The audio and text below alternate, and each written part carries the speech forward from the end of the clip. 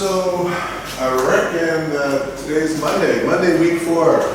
The week 4 and 5 syllabus is pretty lengthy about things that don't take that long. So I'm not going to stress out a lot about that. And so we're going to take one more extra class today and continue.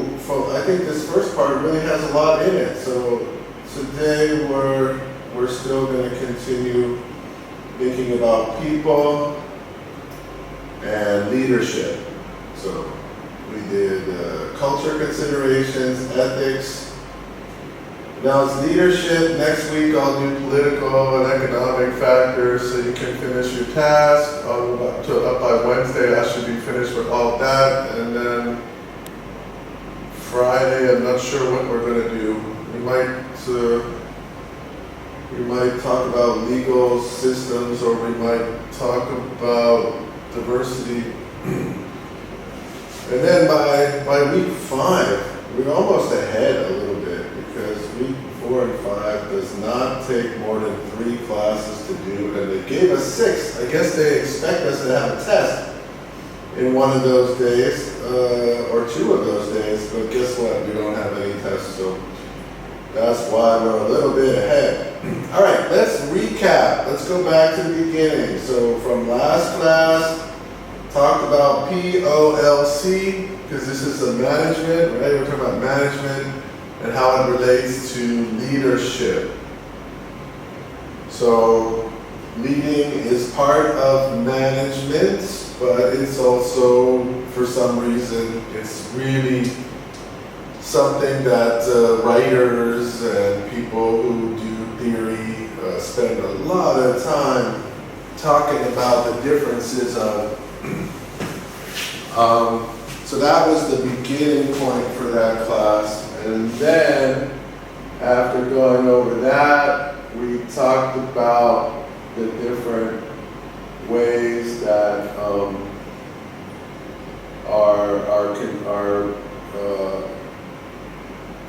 the main leadership styles from the book, which went from autocratic to democratic. Those are from Carl Lewin.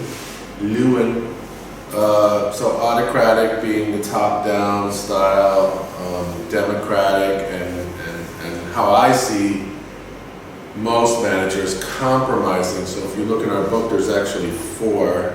Lewin has 3. Autocratic, that's just, I'm the boss, just do it. Democratic, which is kind of a fantasy that decisions get made together in a group, which means that there's a lot of consensus building, and it's to keep everybody happy in a situation like that is complicated. So usually you have the one in the middle, which is compromising, where the boss or the manager listens to the group, but then makes the final decision and thanks everyone for their input, and people feel like they were listened to, and the leader makes a decision. Works pretty well in a cross-cultural context as well. Most people will be happy to give some feedback, but also not have to be responsible for the final decision. And then you have that laissez-faire, which is when you're dealing with either employees who are super skilled, right? That's one thing, doctors. Or you have staff that are so much more knowledgeable about the cultural environment that they don't, even trying to explain to you how Vietnamese culture works is too hard. We just do it. You can't know how to deal with this situation. It's impossible for you to understand our culture. It's funny because in the US, we always kind of think, okay, well, you'll be here for a little while, and then you'll figure out how our culture works. You'll get into it. You can adapt. But here, sometimes it's like, no, you can never adapt. It's not going to happen. Why? Why can't I adapt? I spend my whole life living overseas. I am a very adaptive creature. You don't know adaptation. That's your problem. It's not my problem. You don't understand that people can adapt. That's how I feel. And so sometimes in that case, it is ending up like a laissez-faire system where the staff is actually almost telling the manager, the foreign manager, don't just let us do what we're gonna do. Okay, so then the following element of focus was on the situational leadership. That's how I ended yesterday's class. And that there are different roles. So this is what is getting weird. It's going to start getting really weird because there's so many different things going on. These are the roles. So let's try to break it down. I think you really need to take notes on this, because it's tricky. Start with management roles, planning, organizing. This is what I'd be writing in my notebook. Planning, organizing, leading, controlling. And also note, sometimes organizing means coordinating, putting things in the right order. And sometimes C, controlling, is mentioned as monitoring, M-O, monitor, to check. So there's sometimes they change the language. So those are management roles. Then we got to management styles. So management roles, POLC, management styles. Autocratic, compromising, democratic, and then laissez-faire. So those are you put those under two styles of management. Then we get to this, which is basically it's situational leadership. So these are the jobs that are done by leaders. So we're going to call them leadership roles. ROLES, leadership roles. So now we have management roles and leadership roles. We have two different things here. So leadership roles are to delegate responsibility. I'll go through them real quick.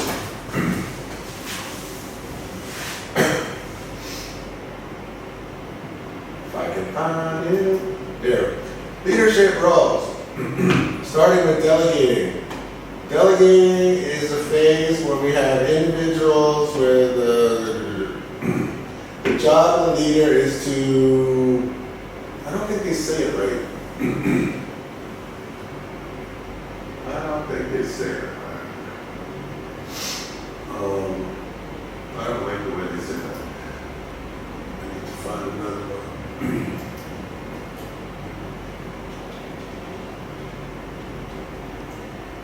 I mean, it depends on the context of, oh no, Bing doesn't work. Wow. Why is this possible? This is antitrust, anti-competitive behavior. It's unbelievable. You cannot use Bing to search in a Google browser. Wow, it's amazing. Of course, they're going to say something like, oh, well, you didn't update, and blah, blah, blah, and so therefore, it's not the fault of the company, it's the fault of you for not making 1,000 updates.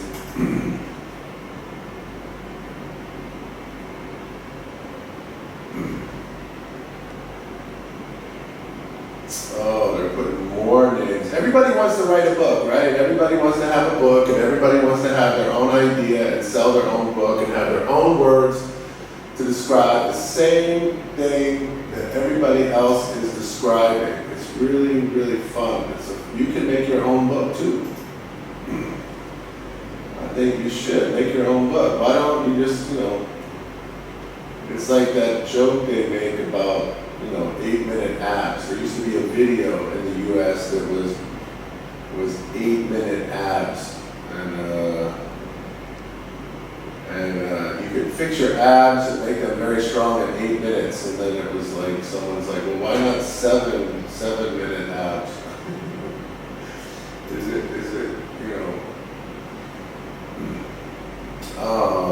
lots of books. And in plain language, I'm dreaming. They're changing it to selling, coaching, delegating, participating, selling, and telling. It's so stupid. I just like this one: delegating, supporting, coaching, directing. That's the one. So there's enough. Okay, whatever. I'll just go over it again. Oh, there's situational leadership 2. Delegating means telling people what the job is going to be. Again, it's like the task. I give you the task, I let you think about it.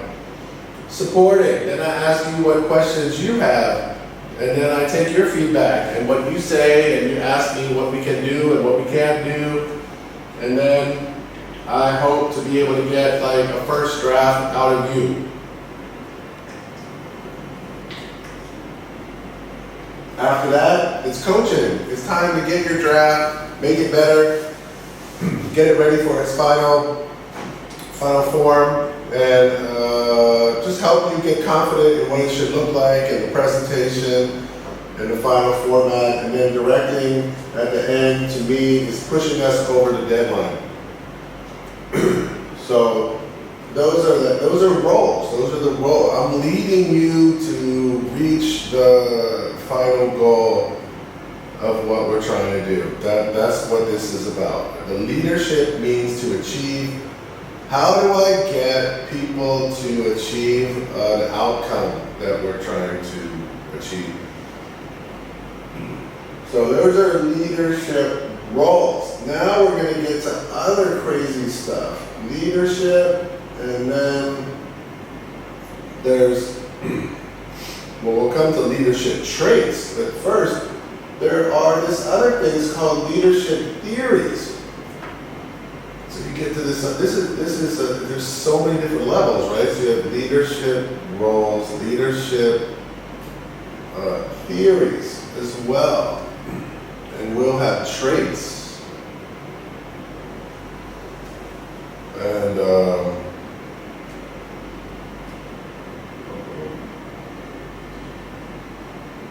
I have to give the name. Hold on, I got a message from Mr. Chum. Wait, Mr. Chum, please.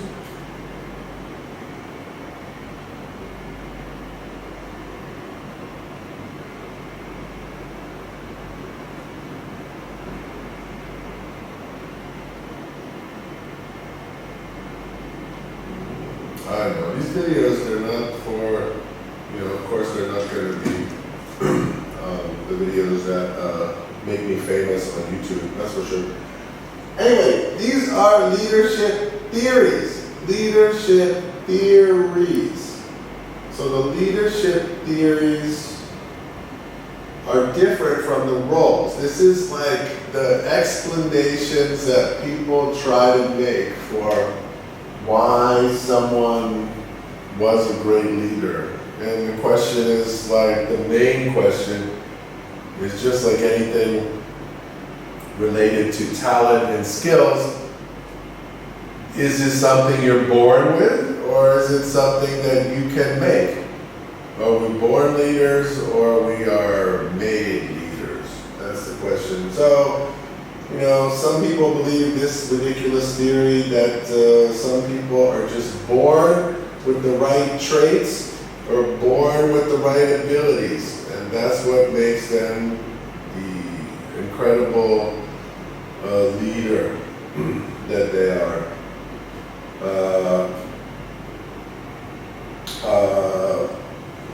Napoleon, maybe Napoleon Napoleon, it was something in his blood. Maybe, all the famous leaders. Maybe Gandhi was just born with this idea that, he had some alpha dog personality, and that was it. He was like a, natural leader, like a pack of wolves. He was the leader of the what's the wolf pack? Yeah, leader of the pack of wolves. Okay, so, and this could mean that they do have certain skills, there are certain traits. This is the word traits. So it's charisma, some kind of weird social skills that allow them to stand out from other people. That's one theory. This theory suggests that the ability to lead is inherent, that the best leaders are born, not made. This is like some kind of crazy myth. And usually this was adopted to talk about, again, power, Genghis Khan, this kind of thing. There's 5 of them, 5 theories. Then there's the trait theory that's somehow similar to the great man theory, is to believe that there are certain characteristics, and that's possible that it's related to the kind of power that people have, right? Sometimes we think of these things as the power of, or the influence that someone has because of the kind of power that they're able to use. And I think, maybe that's a good time to talk about power. So when we think about power, there are different kinds of power that people have. So they're in our book, but I'll go through them a little bit. So the first kind of power is the kind of power that is representative in a very authoritarian and sometimes called transactional form of leadership, where as the leader, I just reward you, good job, or I punish you for a bad job. So that's in our book in page, no, it's not in our book, it's in a different book, but it's okay.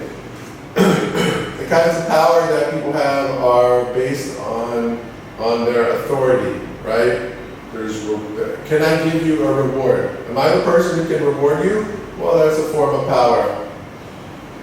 Am I the person who can punish you? That's a form of power. That's parents' power. Police. Police don't give rewards. If a cop comes up to you and says, "Hey, good job," it's not what you expect to happen in that situation. Parents, yes. Teachers, yes. These are, double powers. Power of reward and power of punishment.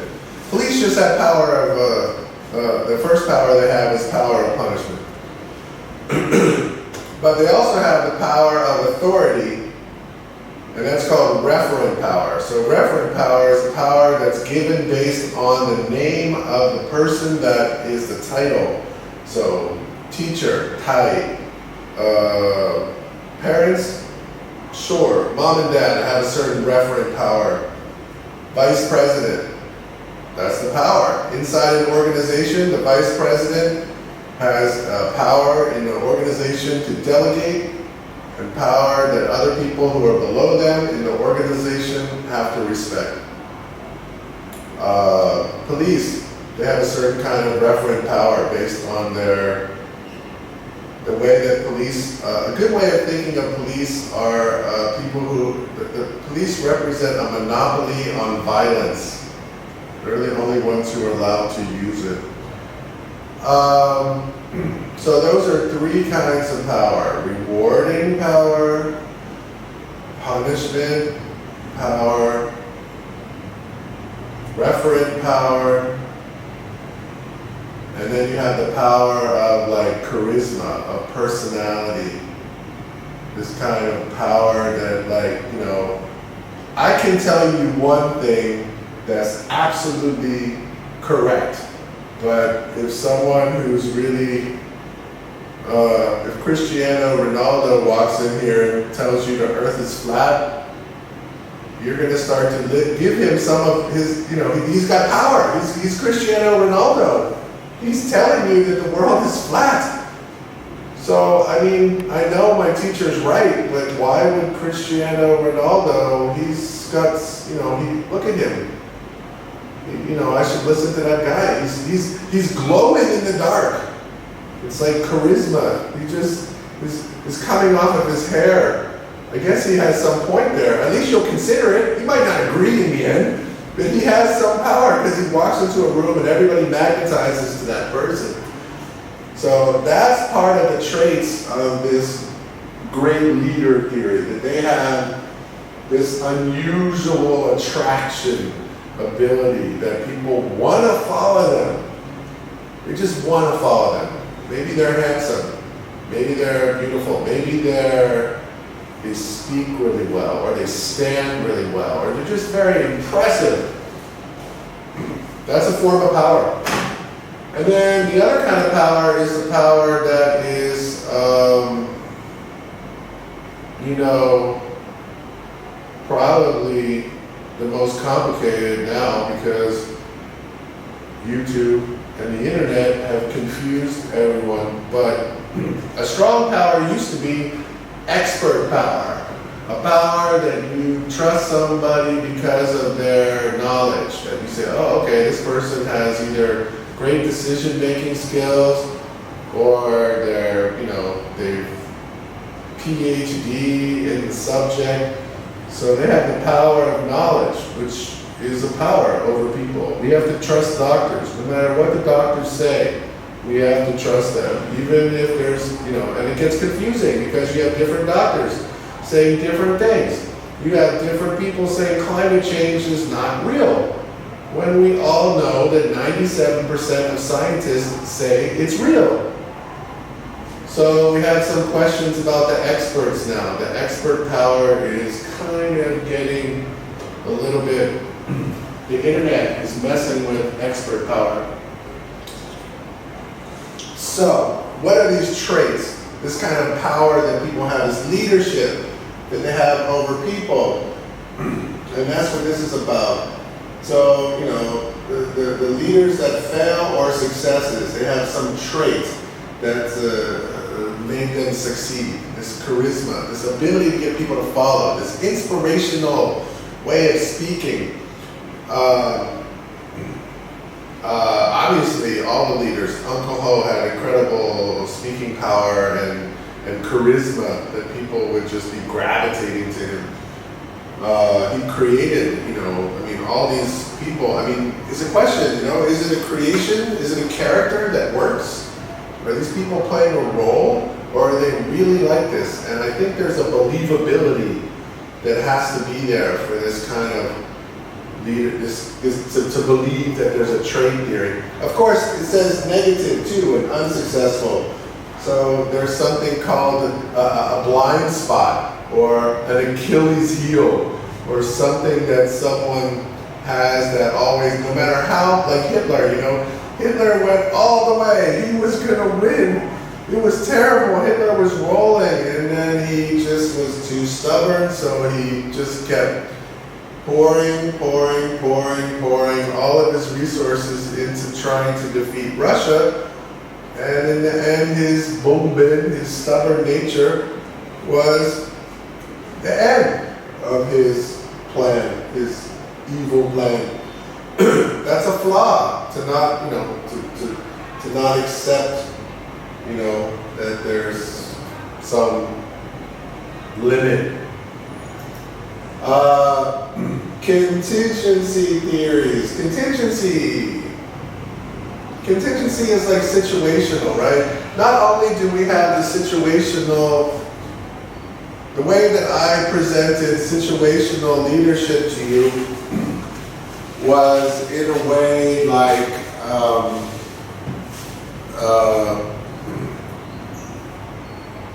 that we would have these different, in the magazine format, that there's different stages of production, but there's also situational like a fire. That's also considered, is a situation. So I might be a democratic leader 95% of the time and always want to hear what you think and get your input, but then if there's a fire, okay, no. Autocratic, here we go, there's no time to talk. Imagine we sit around and we try to talk, okay, everybody can smell that fire, so let's get together in groups of 4, and you guys all try to come up with a solution, and then we'll get together in the big group, and then we'll vote on what we should do. Fail, dead. So situational also implies that you're reacting to a situation, whether quickly or in a formal way, like a production process. But that also is similar to contingency. It goes with contingency. Contingency would be, okay, the country was gonna fall, there was a crisis, and Gandhi was there right at the right moment to rally the people, and they were willing to follow him at that moment. And the leader was made by the situation. So contingency implies that there's kind of leaders out there, but they only will show up in an emergency situation, and that the situation forces them to jump. Those are similar, situation and contingency. So contingency means we need a leader, so they're able to understand the needs of their followers and the situation. It says situation, and situation is very similar to that, like a crisis. And the last one is that there are skills. So on the far side, there are ways to learn to become a leader, that you can use technical skills and knowledge, again, expert power. And by having all these talents and people believing that you know more than they do, and that you are able to explain things in a clear way. Communication is a huge part of it. Communication is a massive part of being able to be a successful leader. And that communication depends on what the next thing I want to talk about is. I think this is quite, it's very interesting actually, in some ways. I learned about this person last year, but anyway,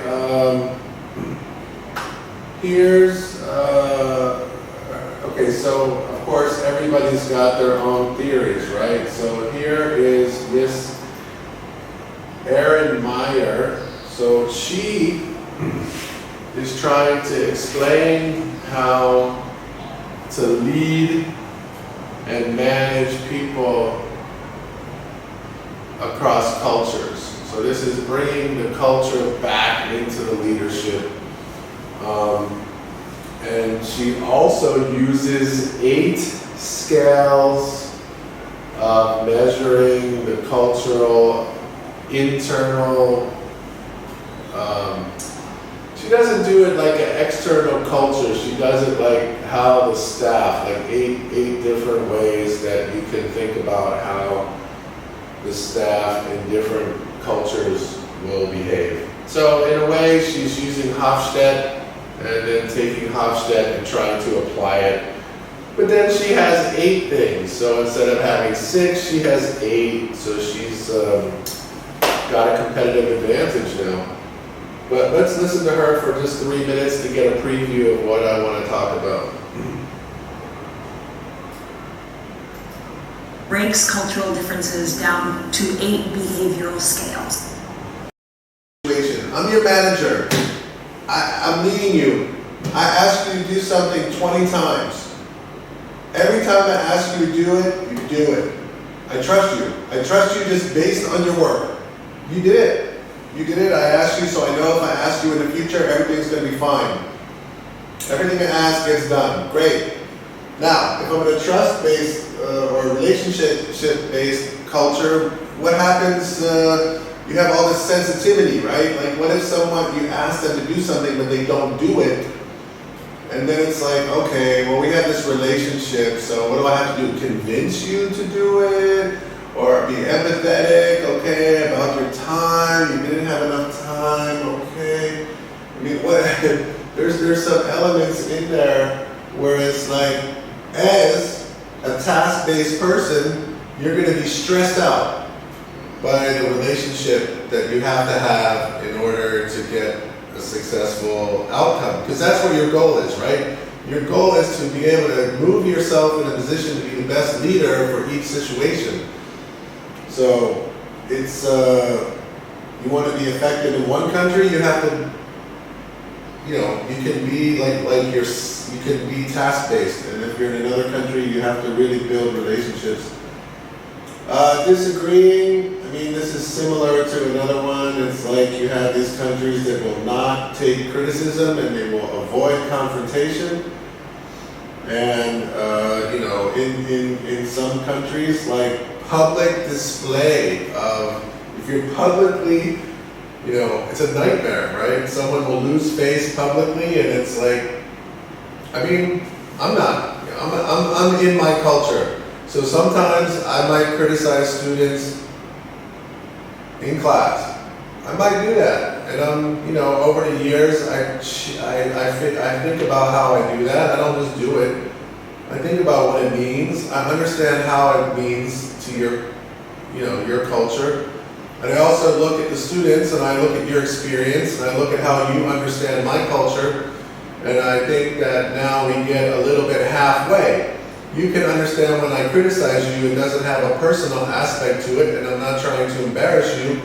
At the same time, there's still part of you that I have to limit how much I criticize, and I have to put it in a situation where I can use that criticism for the whole group instead of just focus on you as the person that I'm criticizing. So I've learned and I've seen, and I think that you guys have also had a cultural understanding of over the years that you understand foreigners better too. So it helps both of us. And I think in that respect, I feel like we can have kind of an honest but yet respectful confrontation style. Scheduling, imagine a German trying to get together with she talks about this. While most other countries are more on the flexible type of things, where projects are approached in a fluid manner, people jump from one task to the other, interruptions are fine and will not result in a total meltdown, and flexibility is more important than actually sticking to a plan. If you're a project manager and you're working with business cultures on the more flexible time part of the bargain, you're going to be frustrated at some point. And here is where these kind of concepts actually can help a lot. It's not about you. It's actually the way that people in this culture were brought up to conduct business. It is not personal. And as long as both sides are actually aware of these differences, you can try to move the needle a little bit closer to each other. So I'm going to be more flexible and you're going to try to be a little bit more on time, and it will make life easier for both of us. So this is a comparison that I draw when a new person from Vietnam started on my team. So I'm German, and though I've been living and working in Spain for quite a long time, I'm still very much influenced by German business culture because that's where I studied and that's where I grew up. And I know very little about Vietnam. So I did the comparison on the website, and this is the result. And as you can see, Germany and Vietnam are pretty much equally distant on every single parameter. Germany is much more low context than Vietnam. we have no problem with direct negative feedback. We are very principle first, application next. Actually more hierarchical than many people would think, but still much more egalitarian than Vietnam. That's where the whole where do you stand in relationship to somebody else comes into play.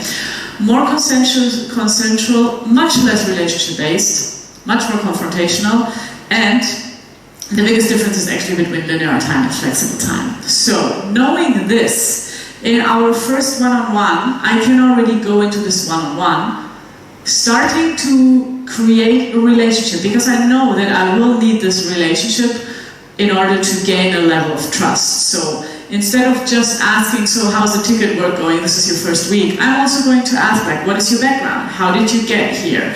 What are your expectations for this position? But not only for the work of it, but like, have you ever worked remotely? What is it that's most difficult about remote work?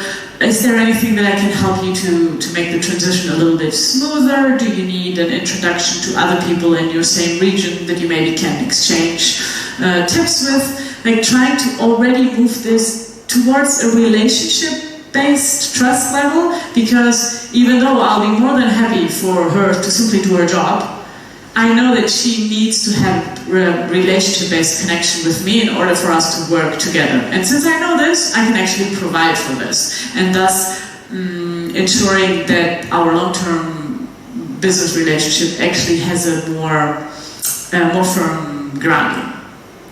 Another big one is the low context, high context, and the negative feedback and the disagreeing part. So, compared to Vietnamese business culture, my German business background makes me very direct and very prone to... I mean, the differences are there, but I think what I was saying before is actually kind of true, right?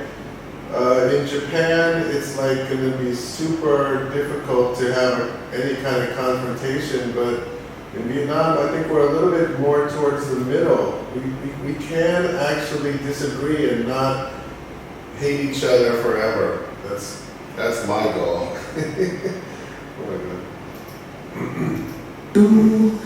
Insulting or making the other part feel unsafe and criticized. And it's not what I'm looking for. But I'm very aware that I might do these things by being my normal direct self without intending any harm.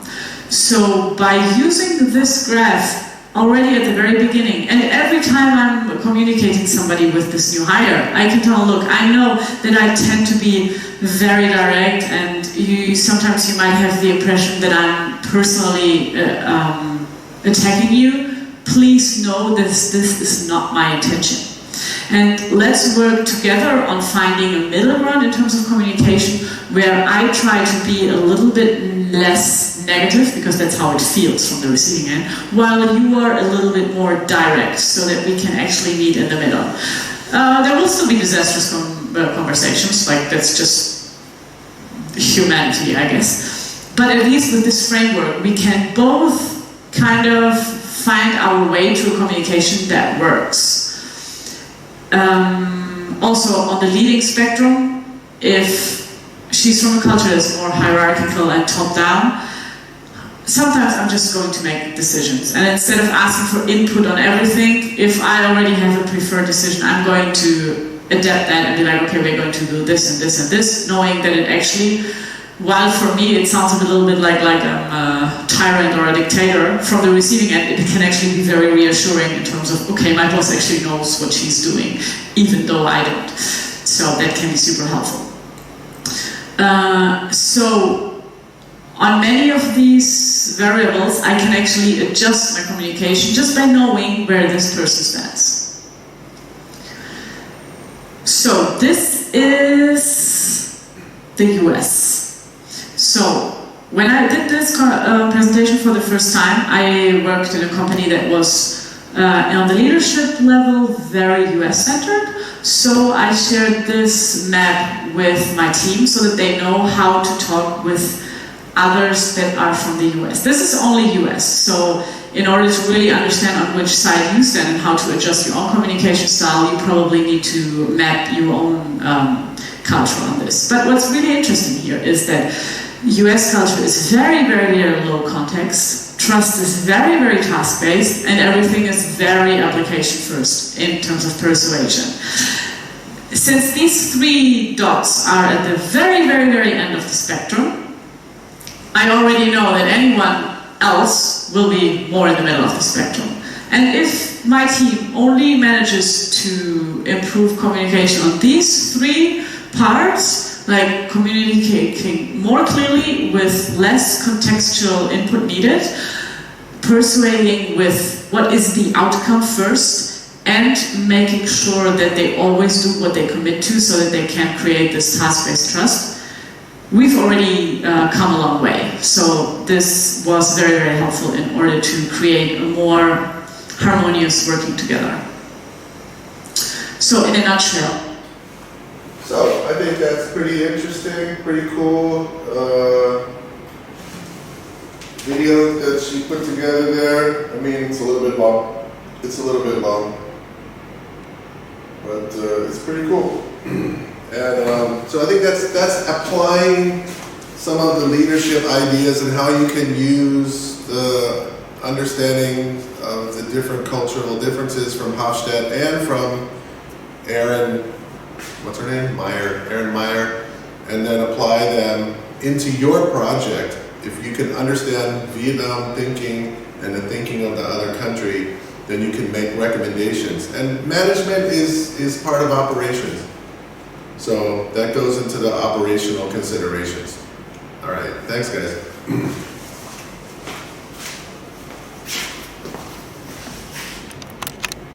What is the cultural map?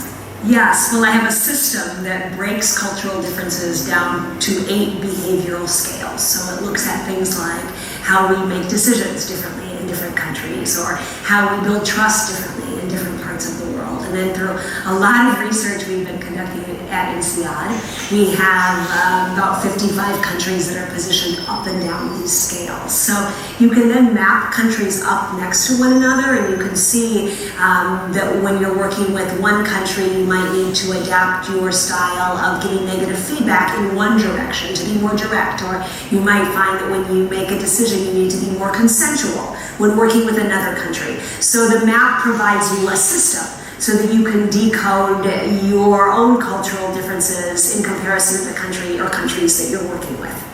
And so how do leadership styles differ across cultures? Well, leadership is really interesting because we kind of think of like there's one thing that means good leadership around the world, but that's something that is very culturally specific. So, we learn as children and later when we enter the workforce in some cultures that we really need to show a good deal of respect and deference to the authority figure or the person in charge. And in other cultures, we learn that the authority figure is really just like a facilitator among equals. I had a situation a while ago where I was working with a Dutch company. The Netherlands is one of the most egalitarian countries in the world, and in the Netherlands, the Dutch really learn, the boss is just a facilitator among equals.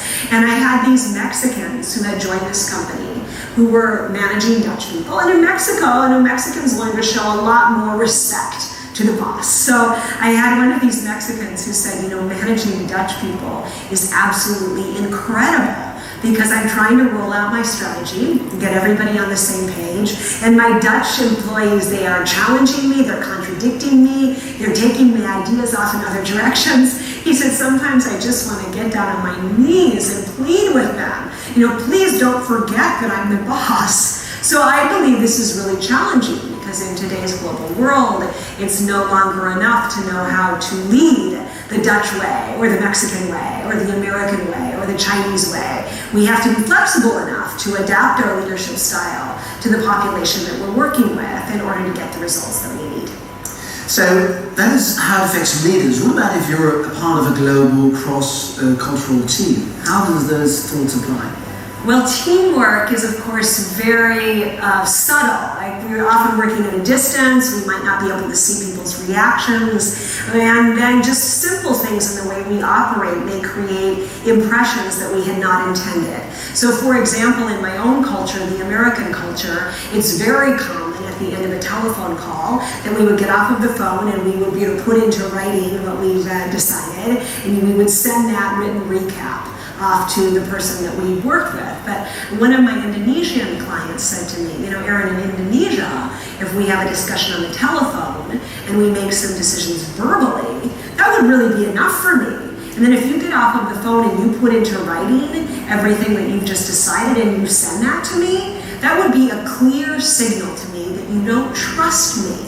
So when we're working on global teams, we need to understand how our actions create perceptions in different parts of the world so that we can adapt our style and increase our effectiveness. And that's what I try to do with the culture map. So what would be your general advice when working across cultures? Would it be to practice more explicit over-communication, or? Well, my number one piece of advice is to learn about the difference between your culture and the culture that you're working with. And I try to provide a lot of tools both in my book and on my website so that you can actually map out the cultures and see the similarities and the differences. And then once you're aware of it, I think we should talk a lot more about these things. Using humble words to describe your own culture and curiosity to talk about the other culture. But I encourage everyone to learn and discuss so that we can make these things less dangerous for our effectiveness. And how do you make sure that you sort of stay true to your authentic self? Everybody's talking about authentic leadership while still adapting. I don't know, authentic leadership. Don't get lost in that word, that doesn't make sense. Authentic. I guess that just means like I said, they have to trust that it's like people will follow you if they think that you're real and you're not playing a character necessarily. So, to go forward from here, I found another nice piece of video that actually talked about Vietnam and was also applying. That's just what she's about. What I really want to think about is how to apply the things that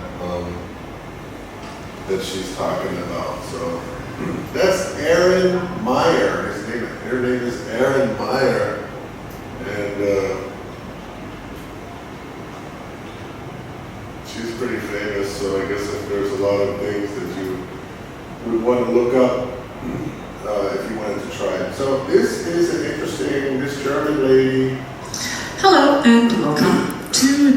It's very long, so I'm not going to go and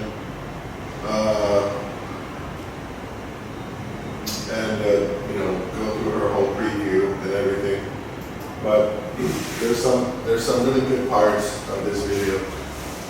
So I'll start here, I think. A more bluish group, we see the difference much more. This is why we very often underestimate the impact that culture actually has. That we, in our own in-group, let's say you work in an only US-American company, you'll say, oh, but the people from Wisconsin are super different from the people of Florida, because you see those different shades of blue. However, if you work in an office where there's people from India and Vietnam and Germany and Estonia and the US, suddenly you see the similarities of Florida and Wisconsin much more than the differences. Basically because though Florida and Wisconsin culture-wise might be very different, when it comes to business style, comparing them to Vietnam actually makes them quite similar. So, if your own team is homogeneous, foster the awareness for the differences that there are. And if your team is very okay, it's too hard to follow there. But like she said, it's like you might feel like within your culture there are huge differences. And there might be, like Hanoi and Ho Chi Minh City. But it also might be that there is really a universal style that people do business in.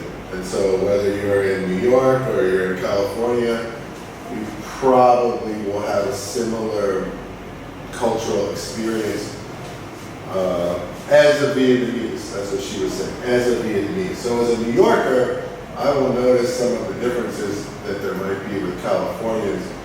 But I would not, if I was Vietnamese or from another country, it would just seem like, okay, these are just two different speaking styles of Americans going on. So here is kind of the beginning, and this is the Erin Meyer thing, and she has context, just like Hofstede. She has hierarchy, at least in organizational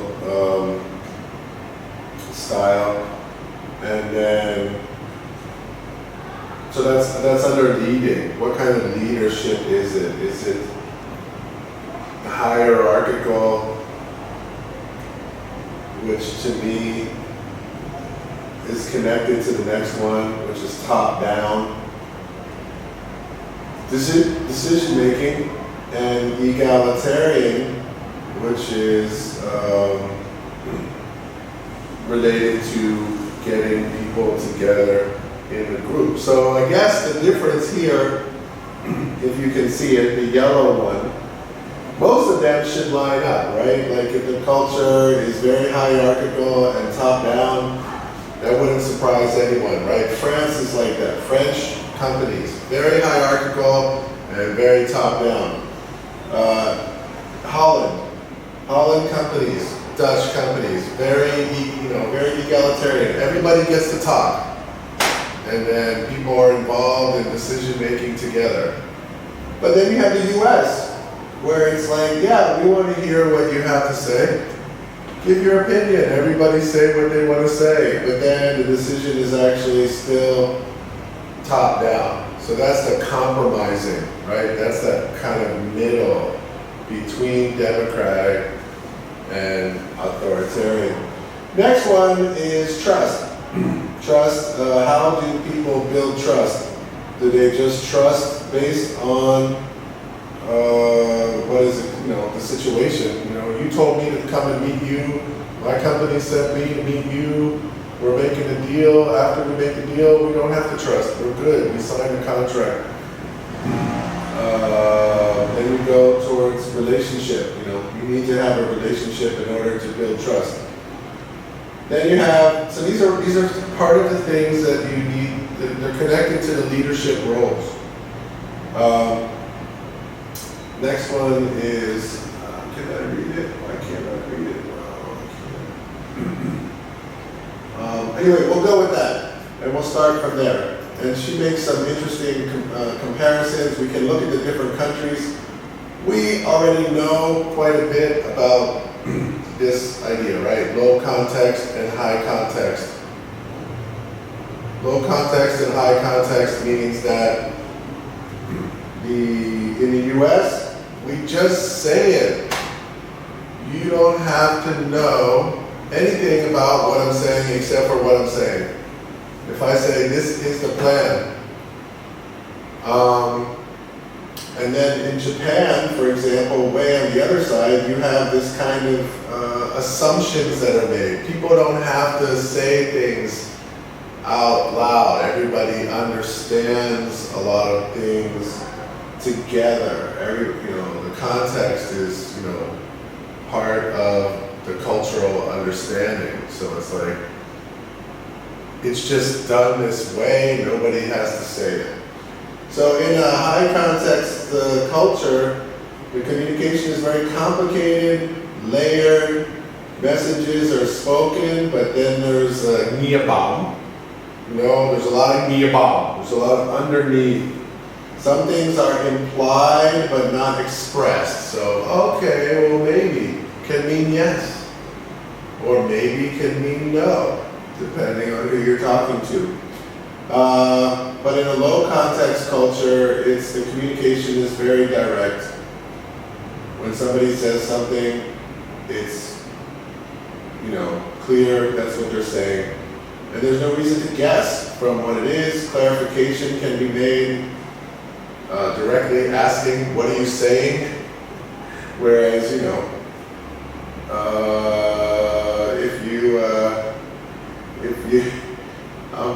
a funny example is like the Italian mafia, right? They're in the middle. They're perfectly in the middle. They're not going to say, hey, you either pay us the money or we're going to burn down your house. No, they're going to say, that's a nice house you have there. It would be terrible if something bad happened to it. Not quite as direct, but the message is the same. So you can imagine it gets more and more complicated. I used to do selling in Singapore, and Singapore is a mess in terms of trying to communicate. I guess Czech Republic helped me a little bit to understand them, but definitely not US culture. US culture just created difficulties in communication.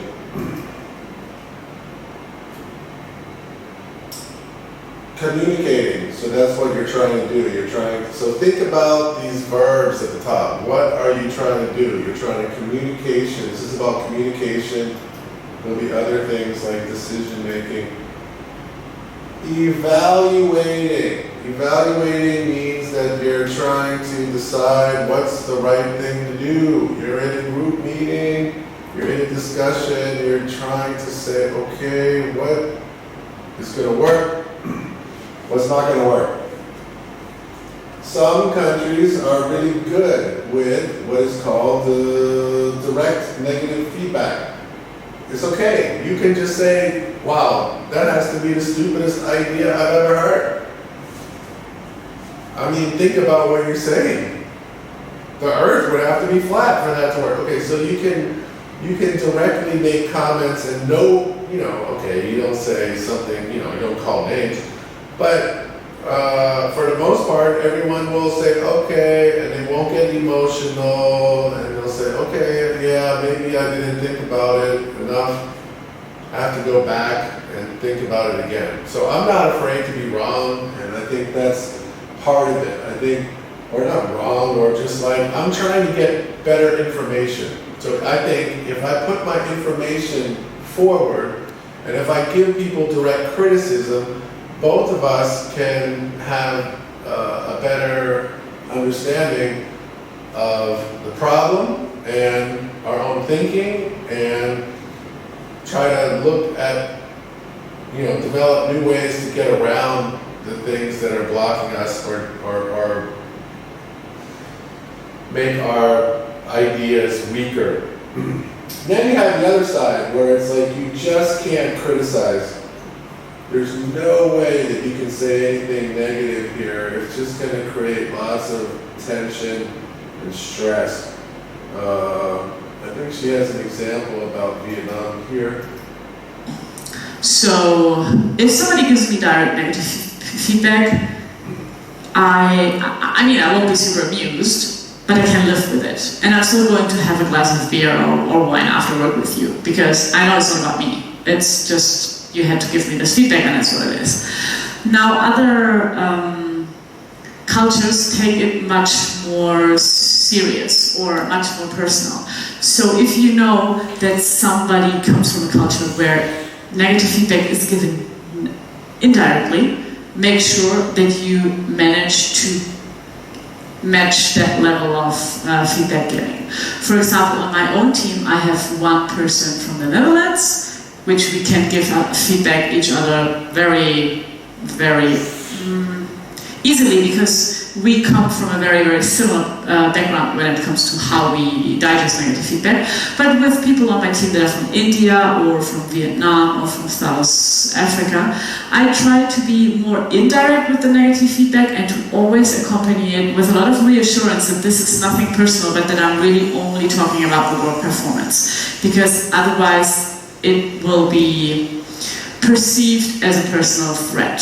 And just knowing this actually helps me to adjust my communication. And this is specifically important around written communication, because written negative feedback just by the fact that it's written down, is already more direct than some business cultures are used to. So by adjusting the way you express yourself in these situations can actually be very, very helpful. Persuasion. Yeah, as an American, you kind of feel like almost a legalistic, relationship to emails. If you put something in writing, that means that it's like, it's a permanent record. And so if someone wants me to put something negative in writing, I'm going to think about it and say, okay, do I really want this to be in the record? Or did I, now that I've lived overseas for a long time, I think there's some things I don't want to be in a permanent record. I want them to be an informal moment of communication. And so I can understand how some cultures can really feel like the email or the information in the email is more of an official document than a conversation and create stress. This one is a little bit new. Concept first, application first. So it's like how much, it's a little bit about planning, and it goes back, way back to that first video that I showed you from that Dutch guy where the Germans are planning for a long time before they actually start to put forward some ideas and solutions. Whereas the US is like, let's just do it and see, this is what I think we should do this, let's try it. And then work backwards and use the feedback to try to improve the idea. So where is Vietnam on this? I think it's definitely more careful about when to start implementing something. On the other hand, it took us 3 times to figure out how to do the helmet law. It would never take German. Germans would not accept that. They would be like, no, wait, our plans were so wrong. They would look in the mirror and go, how could we be so wrong that we have to do this process 3 times to get people to wear a helmet? So I think Vietnam is interesting, is maybe in the middle, or it depends. We've had so many policies for foreigners and our work permits, for example, where it's like, the law changed again. All right, now what? What do we do now? Okay, and this is impossible. So they ask us to do something absolutely impossible. Okay, now what? Okay, wait. 2 months later, 3 months later, a lot of companies complain, and then they change the law. So it's weird. It's weird. I don't know. I feel like there's an expertise level problem cross-culturally. So maybe just in the things that affect me as a foreigner in Vietnam, it seems like the decisions are made without a lot of thought. But maybe with decisions that have to do with the local government and local people, they're very well planned out. I don't know. But the helmet law still didn't work. That's all I can say. And then you have Germany, and then to imagine how conservative these plans must be if they're more conservative style than Germans. Oh my God.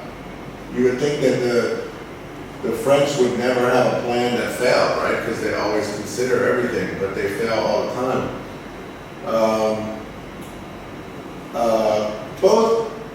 I think we can say clearly that both kinds can be successful, right? So concept first again, or application first. As an American, individuals are trained to begin with a fact statement or opinion, and then try to back it up with some kind of explanation as necessary. The preference is to begin a message or report with a summary, and then after that, support it.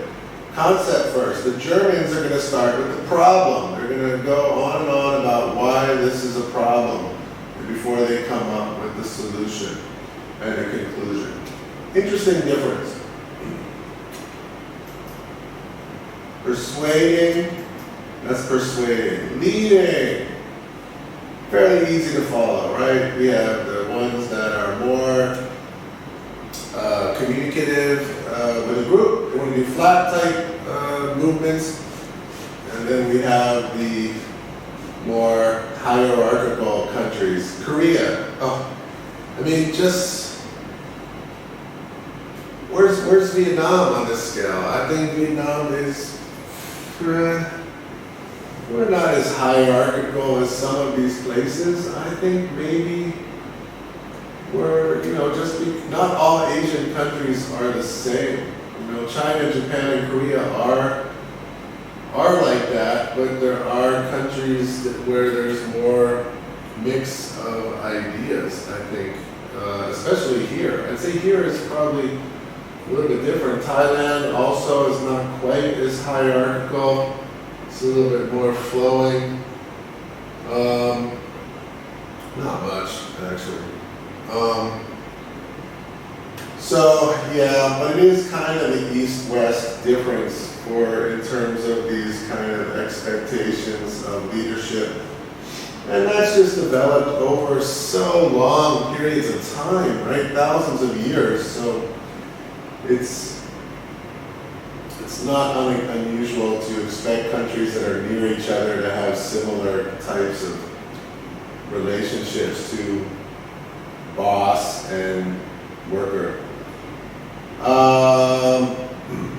I don't think I need to go deeply into that. Leader, deciding. So leading versus deciding. I think she has a good point here. Cultures will really appreciate seeing that humans that are controversial.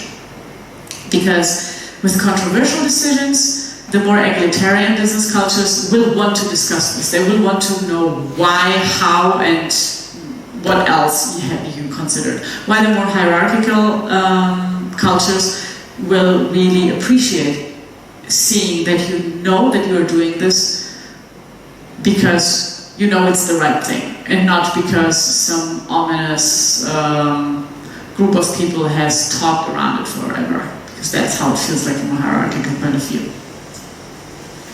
Those cultures will want to discuss this. They will want to know. Let's listen to this again. What she's talking about is, let's say there are more than 2 countries, right? Because then you get into some real craziness.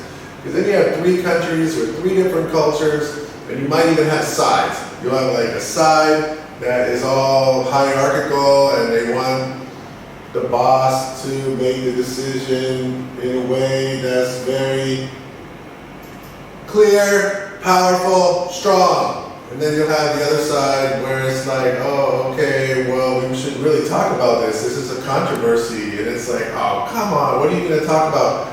And so depending on how you solve it, depending on how the actual leader makes the decision, it's going to be very careful between those groups, because one group's going to say, okay, so you're making this decision without really thinking about what is happening. And the other one is like, well, good, I'm glad. Those people that ask too many questions, let's go. So that's what it's going to be like, a little different. And you have to make decisions that are controversial.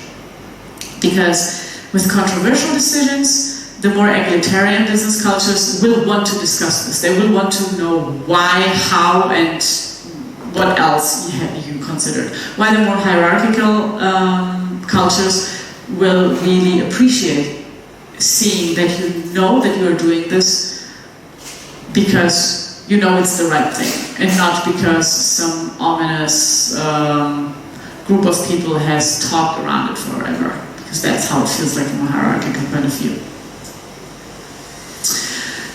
Deciding. Who decides? Top-down or consensual? UK, US, here are square in the middle, so if you're from one of these cultures, compare with where people are coming from before you decide. Interestingly, Japan is consensual, while they are also very hierarchical. The reason here is that very often decisions start at the very bottom, get discussed, and then the input is actually moved upwards in the hierarchical ladder, but the person who finally decides is on the top. And then it gets enacted top down. So you can be very hierarchical and still consensual, and the other way down. Though usually consensual means more egalitarian and top down means more. That's what I was saying. Okay, trusting. Whoa. Okay, this one, I only have about 7 minutes, so I need to wrap it up. But, and there's a good part at the end. So, this just means like, trusting. So how do you build trust in a relationship? Well, trust is formed from, well, we don't really care about it. The trust is built through the business relationship. The business relationship is the trust. I don't have to know anything more than that. That's it. That's good. And then the other kind of trust is like, you know, or the other kind of, is built on relationships. And so it's like, you know, you have to, you know, she has a good point here about what you have to do when you first meet staff, for example, in a relationship-based culture. Teams, because if you have people on a team that rely on task-based trust, you actually don't need that many personal interactions with them. Like, as long as you do what you are supposed to do and as long as you do what they expect you to do, you'll be fine. But if you are from a task-based trust culture and you have people on your team that are from relationship-based cultures, make sure that you have regular one-on-one with your remote colleagues, that you have like virtual pizza parties or something, that you really invest the time that you have in one-on-ones with them to not only talk about work, but to also talk about personal things, that you remember their kids' names and maybe birthdays, that you send a postcard from time to time, so that you can create this trust level that you need to lead them based on a relationship that you are going to create together.